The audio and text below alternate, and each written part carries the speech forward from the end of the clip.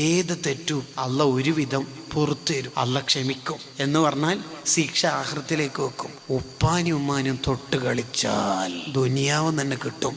ഹാക്കിം ഇമാമിന്റെ മുസ്തദറക്കിൽ ഉദ്ധരിക്കുന്നതാണ്.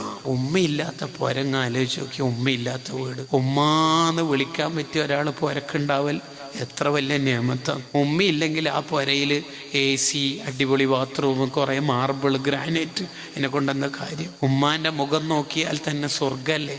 ഉമ്മാന്റെ മുഖത്ത് നോക്കി അജുമ്രം ചെയ്ത കൂലിയല്ലേ? ആ ഉമ്മയില്ലെങ്കിൽ തീർന്നില്ലേ നമ്മളെ വീടിനെന്ത് പ്രകാശമുള്ളത്? അവര് കുറെ കാലം നമുക്ക് വേണം. ഉപ്പന്റെ ഉമ്മന്റെ പൊരുത്തം വാങ്ങണം. ഉപ്പാക്കും ഉമ്മാക്കും 1 രൂപ കൊടുത്താല് ഇസ്ലാം പറയുന്ന കൂലി എത്രയെന്നറിയാം?